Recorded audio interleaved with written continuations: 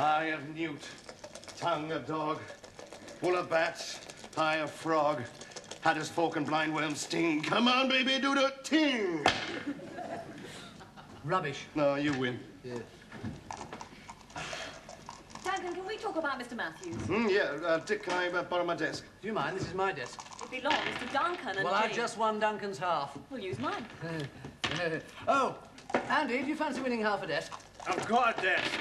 Oh, play for the lump. OK, I'll raise you one antique leather-bound clipboard. All right. It's new, it's plastic, and it's mine. Well, keep it on your own desk. Morning, everybody. Festive evening on top of the world. Yes.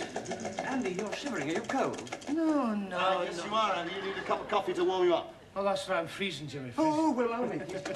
Anyone else while I'm here? White one, please. Black, no sugar. Yes, that's very kind of you. And if there's any whiskey, shove it in. Snake eyes! What's that mean? I don't know. That's what they say in the movies. Dick, could you possibly spare a bit of my desk? Yeah, pass the sharp knife. I'll cut you a slice. No. I've got a lecture to prepare. Look, you can have the whole desk. Thank you. If you throw the dice with me. Oh, no. I'm not a gambling man. It's all right. I'll use the chair. Don't you go throwing chairs around in here. Oh, it's mine. Honestly, why not, Duncan? It's all- Mine. Oh, come on. You never threw it. No. Dr. Waring. You never did. How many throws did it take? Good morning, Sir Geoffrey, sir. Yes, we were just discussing it. Hold on a moment, sir. Thank you. Hello there, doctor's office. Yes, man, I'll tell him there. Dick, the porter who places the bets for you. Oh, tell him I'm out. He says he's out. Oh, well, tell him that. Dick, he says he don't owe him any loot. Oh, I'll speak to him then. Oh, good. Hello, you old shyster. It's Sir Geoffrey. Oh. Hello? Yes? What? Sorry, no, cross line, sir. Shyster? No. Oh, yes, I'll be over in 10 minutes then, sir. Yeah. Yeah, OK. Andy, piece of paper, quick. Here we are. Ah, you're one of nature's gentlemen, aren't you? Cheers, James. Thank you. Leisure. Coffee. Thank you, my son. And cake. Oh, I see you're doing a choledocholithotomy. Well, I'm lecturing on serum hepatitis this afternoon. Do you think this last phrase sounds right? The Farmer's Lad, 25 to 1, 230 at Newman. What's that? Oh, that's a dead cert. Farmer's Lad hasn't won a race in 2 seasons. How do you know? It's my uncle's horse. Oh, well, that's that one, isn't it? Oh, my notes! Come. Ah, Waring. Morning, sir. Is that what you want? The notes on Mr. Matthews. Good. No, your golf ball, sir. It was behind the thing.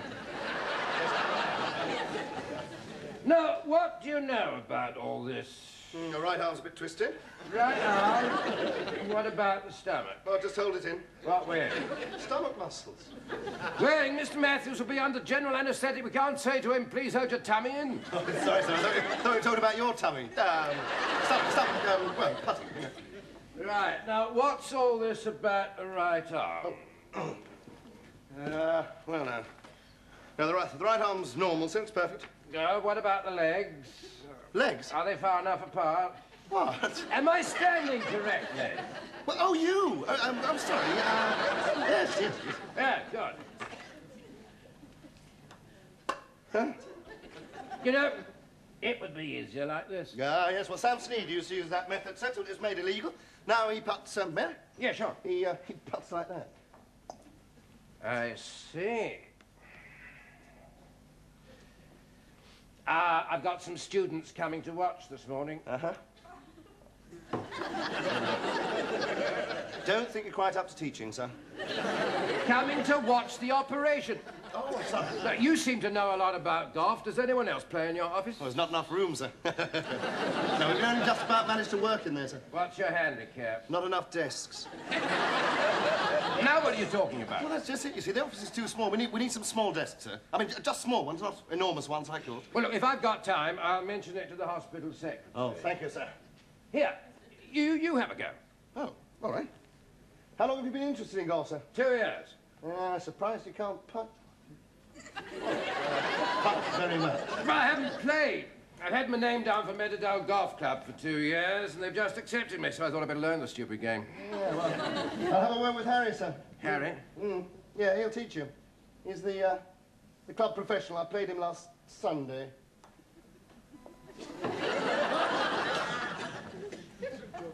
Waring? How many desks do you want?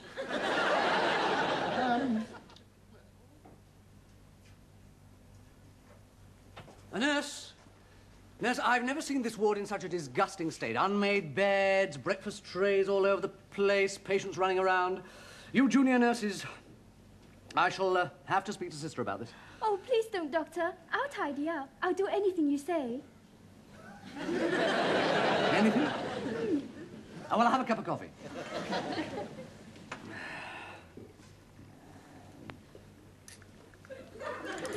Do you want anything else? What have you got? Oh, chocolate digestive, ginger biscuits. I'll just have the coffee, thank you.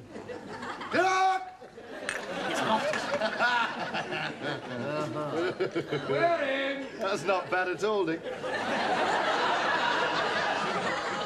Waring, that coffee's for the patient. Yes, indeed it is, sir. And I was just taking it to Mr. Matthews to have a word with him about his operation. I see. Yes, sir. Excuse me, sir. Do Go you think I away. Waring, I've done it. What? No, I was supposed to be assisting you, The sir. desks, Waring. I've got you the desks and some new filing cabinets. Oh, great, marvellous, thank you. Better give that coffee to Mr. Matthews. Yes, sir. Waring, Yes, sir. he's in Patrick Snooth ward. Yes, sir. It's that way.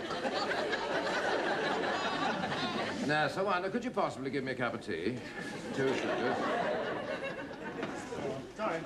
No, Doc, you'll never get 5 desks in here. I mean, who told you can get 5 desks in here? Doctors.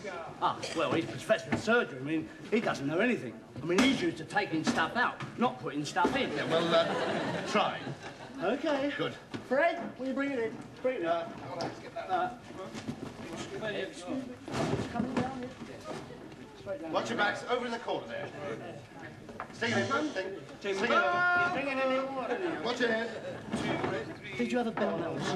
No, hasn't won a race for 2 seasons. Oh, really? Well, I had a flutter. Oh, did it win? No, I'm going to bet it again on and on. Why? Just take a few more. It's about to win eventually, isn't it? I've got a red hot tip for you tomorrow. Yeah, and I've got one for you. Push off. What race is that running in? No, I don't know anything on here. Look at this beautiful grain. It's mahogany. Mahogany. Mahogany, your hogany, anybody's hogany. Who cares? As long as you've got the desk. Oh, it's a lovely shine, James. Andy'll be very pleased. Why? It's his desk. Now, what do you want, Kate? Give her the one with the big drawers. Is that ash? No, it's mahogany. No, that. Oh, sorry, old boy. Oh, Dick. Now, as this is shop soil, I will have this desk. Here, you better have the outside line, too. You use it most. Well, it won't reach. I have an extension. James, make some coffee. Oh, no, I always make it. Oh, in that case, your desk can go next to the machine. Now I can't sit down. Will you sit at the end? No, then I can't reach the coffee. Right, goes that way. What's that? That's my filing system. Well, why not keep it on your desk? What a mess. What do you mean, what a mess? I know where everything is. Find me the notes for last month's CPC. Right.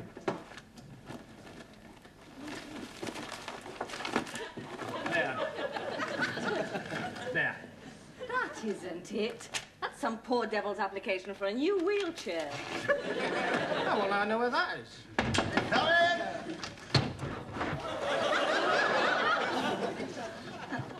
Who sits up there? You, Clark? No, sir, Kate. She's higher than me. I came to thank you for this morning, Waring. Oh, I enjoyed our little game, sir. An operation for the removal of the prostate is hardly a game. Oh, how's Mr. Matthews? He's coming on fine.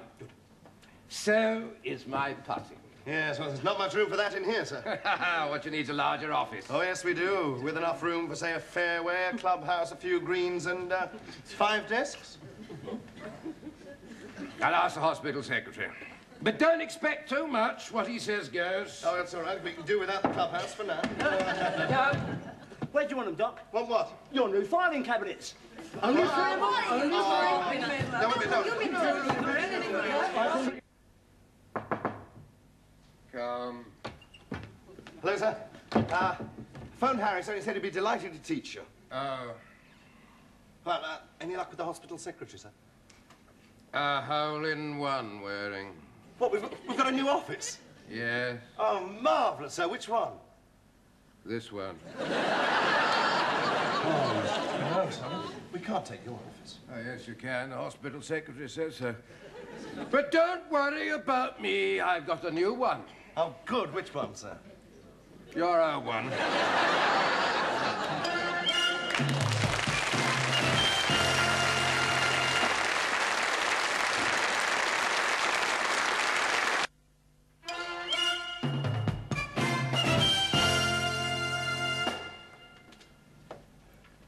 You know, this is fantastic. I've never had so much space before. Except between your ears. I expect we'll work well here. I like to think some of Loftus' spirit remains. Yeah, it does. Do you not realise that this was Loftus's office for 10 years? I expect he'll feel like a change then. Oh, no, he won't. Did you not notice this morning when he came in to collect his personal belongings how there were tears in his eyes? Probably conjunctivitis. I thought that was strange due to the weight of all his personal belongings. Look, it was very nice of Loftus to draw attention to the smallness of our office. Very stupid of him to draw attention to the vastness of his office. Well, I think we'd be better off in our old place. I mean, with the smaller desks, it's got more character. What, holes in the lino, creaky floors, and a drafty window. Having character is how estate agents describe houses which are falling apart. Yes, Dick's got character. He's obviously falling apart. Yes, he's also got Loftus's club, and I shall take it back to him. Hey, hang on, I haven't finished playing with it yet. Well, he's not having his ball back.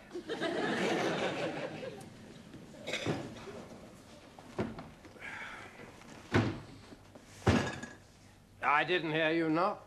Oh, no, I'm sorry, sir. I forgot it's not my office. I knocked before I come in, and it is my office. I brought your club back, sir. Well, there's no need for that here. Not enough room to swing a cat in here. Oh, yes, there is, sir. Mackenzie swung one once when he was drunk, and it Look, I'm very sorry about you losing your office, sir. Well, I am. You know, I'd move back in here like a shot. You would? Well, I would, yes, but the others wouldn't. Ruddy squatters. Well, I just don't reckon I could work in your office, sir. It's just too pompous and grand. Just as this one's too dull and decadent. Well, so why don't you just order us to swap right back? Certainly not. That would be selfish and dictatorial of me. Or so the hospital secretary said when I suggested it. I think the only way to get them to change back, sir, would be to trick them. I've thought about that. I don't know how. I've thought about that, too. Oh? Look, supposing we misled them into believing that certain facilities were going to be moved into the room adjoining this one, they might come back then. Well, what sort of facilities, sir? Well, that depends on what sort of mutual interests your associates have. Well, with Stuart Clark, it's gambling, drinking, and sex. In that order. Oh, in any order, sir. Mackenzie's boozing, boozing. Kate's cinema, dining out, and sex. Sex discrimination, sir. Equal rights, etc. Gascoigne is good food and art. I see. So if we told them the next door there was going to be a licensed art gallery where they could see sex films, gamble, and get a decent meal, they might consider moving. I would. Damn bit ridiculous. Oh, well, listen, sir, I think I could talk Kate and Gascoigne into coming back, so that would only leave Mackenzie and Stuart Clark that we'd have to con. Look, if we could con them into thinking, say a bar was going to be moved up onto this floor and a nurse's changing room as well. Fine, fine. Go and tell them. No. We can't. That's not good enough, you see. We've got to trick them. Now, they'd never believe me. You see, the information's got to come from a reliable source. Well, that lets you out, and that lets the Dean out. How about the chaplain? No, I never believe a word he says. How about you? No, I never believe a word he says either. No. The information must come from you, sir. I mean, you're reliable. I'm so glad. Now, that's the thing. I know. You write a note, supposedly to the hospital secretary, saying that you agree to a new plan to put a bar and a nurse's changing room on this floor, right? Then you get hold of Stuart Clark Mackenzie and get him in here on some pretext. Once they're here, you leave. Why should I do that? What, to go to the bog, or, you know, there isn't a private one in here? And then, by the time you return, sir, they'll have read the note. How do you know? Because we always do. No, they always do, sir. And then quite often, sir, they'll pinch your cigars and booze. What? Well, yes, but, I mean, you put the note with the cigars and the booze. Waring, if you ever give up medicine, you can always take up politics. You're devious enough. Oh, thank you, sir. Oh, and don't forget to mark it private and confidential, so that's the only one Stuart Clark reads. You're enjoying this, aren't you? Rick? So am I.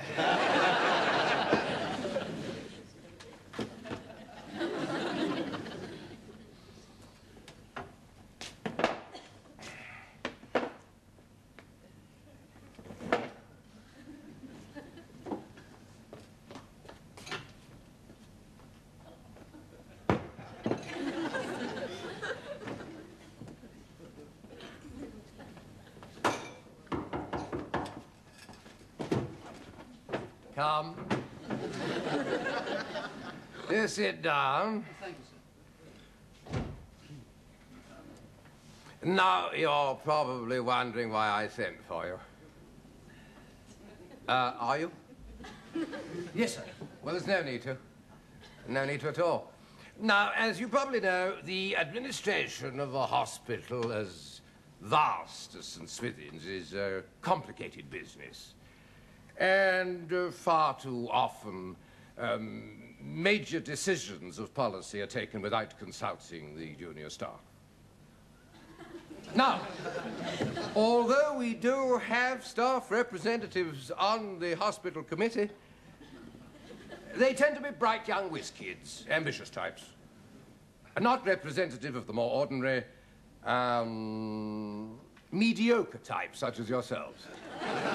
So, to be quite frank with you, I would value your opinion on the way we do things. Well, thank you, sir. Makes a wee change. Well, sir, if I might make it a suggestion... Oh! I beg your pardon, sir? Would you excuse me for the moment? I have to go to the lavatory. I normally go in my office. Must have had curry for lunch. Amazing. No, not really. The curry here usually affects people like that. Apart from the Indian doctors. No. I meant Loftus, he was... Well, he was almost nice. Yes, he was, and not before time. He wants and respects our opinions. You know, for the first time in my career at St. Swithin's, I feel guilty about the cigars I'm going to steal. I feel exactly the same way about the booze. So, I'm going to resist the temptation. Eh? I shall only take one cigar. And I'll only have half a gulp. And as a supreme sacrifice, I'm not going to read his confidential mail.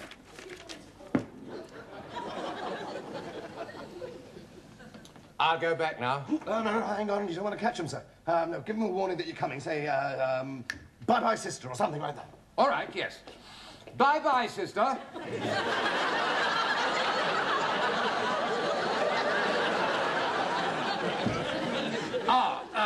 I was just saying bye-bye to sister. You feeling better, sir? Much better. Now, where were we? Well, sir, it was about our suggestions on how you should run the hospital. What? Yes. Oh, yes. Yes. Yes, of course. Yes, good. Well, if I might suggest a French chef in the canteen would be a great asset to St. Swithin. And a wine list with a menu. It's marvellous, isn't it? All the space in the world, and you two still insist on sharing a desk. Catherine and I have changed our minds about using this office. Well, you feel sorry for Loftus? Oh, sorry for us. Do you know I've got twice as far to walk to anaesthetics now? And I'm having great difficulty going to the lavatory. Well, you should take something for that. No, I mean that one there. It's the only one we can use. And this morning, Catherine was in there putting on her makeup. I had to wait ages for my turn. Oh, well, do what I do, James. Put your makeup on before you come to work. You don't seem as concerned as you were. Yeah? That's because I've done something about it. But, you see, during this time of petrol shortage, I think it would be better if you encouraged people to use motorbikes to and from work. Now, motorbikes are cared for in this establishment, but not motorbikes with sidecars. Now, I have a motorbike with sidecar. What we would need is a little hustle with that extra bit of space for the sidecar. Entirely. And I must say that you've both been extremely helpful. Gentlemen, thank you. Richard. Thank you. Thank you. Anytime, Sir Geoffrey. Anytime. What an excellent scheme, Waring. Yes, how did you talk Loftus into it? I have ways of getting people to do what I want them to do. I know you have. No, of course, we wouldn't have had to have gone through all this if you had predicted the consequences when you first ordered the desk. Oh, yes, Dr. Kissinger. No. There seems to be a difference of opinion as to whether we should remain here or return to our former office. Now, I suggest we put it to the vote. Majority wins. All those in favour, please raise their right arms. All those against? We're moving back. Good, I'll go and phone Loftus. This is a sudden change on your part. Well, you see, Andy and I felt Loftus being here for 10 years, we think he ought to have his old office back. Him being a decent sort deep down, you know? Aye, he's one of the boys. Hello, Sir Geoffrey. Yes, sir. Well, we've all just had a little chat in the office, and we've decided we'd rather like to move back into our old one, sir. If that's all right with you. I'll tell the porters. Is that your only reason, that Loftus is a decent sort? Yes. Oh, come on. What about the bar? And what about the nurse's changing room? About the what? Oh, he seems in a good mood. He's asked us all over for a drink. I say, Duncan, what a hoot. I do believe you didn't trick this pair at all. Oh, shut up. Trick? It's nothing. Come on, James, what were you saying? Oh, well, I mean, you see, Duncan and Loftus sort of got together and left some misleading information in Loftus' office. Shut up, No, Duncan, it's rather fun. And so Loftus invites you to in on any old pretext, leaves you alone, you read the note and sort of change your minds. Funny thing is, you seem to have changed your minds without having read the note.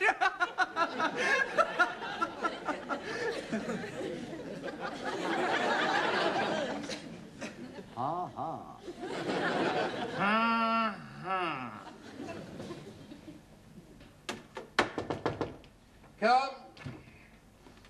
Ah. Oh, where are the others?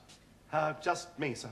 All the more for you, then. Large whiskey? Oh, go on. After all, you masterminded this successful operation. I didn't, sir. Oh, no time for modesty. Well, I didn't, and it wasn't. Thank you. You see, Mackenzie and Stuart Clark found out about the trick, sir, and they won't move.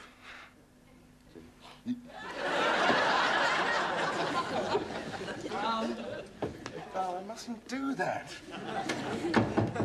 Well, that's that. What? I just went and saw Loftus and told him that we're staying here for good. We're not. What? Tell him, Kate. Well, I've just been talking to one of the porters, and he says that an air conditioning system is to be installed above Loftus's office. What? Yes, which means the builders will be walking in and out, disturbing your lunchtime snooze. Drinking our coffee. Molesting a woman. And when it's finished, it'll be noisy. Right. Well, come on then. Let's go and tell Loftus to swap back before he finds out. Right. Come on, all of you. Come on, you big Mary. Come on. And this is your final decision? Yes, sir. You see, we all felt so sorry about what had happened that, well, we thought we might like your lovely office back. Yeah, the one that you've had for the last 10 years. With its wee bog. And vast view. Nice, thick carpets. I don't know what to say. Except thank you. Help yourselves to a drink. I'll tell the hospital secretary. Hello, Michael. There's Geoffrey here. Look, about my office, I've agreed with the doctors to swap back. Jolly good. Air conditioning? No, I don't think it's... No need to worry about that at all. Yes. Yes, goodbye. Sir, you know about the air conditioning? Oh, yes. Well, doesn't it bother you, sir? Why should it? It's going to be above here. Above What? Yeah. We thought it was going to be above your office, sir. Yes, that's right. Until a couple of minutes ago, this was my office. Cheers, everybody.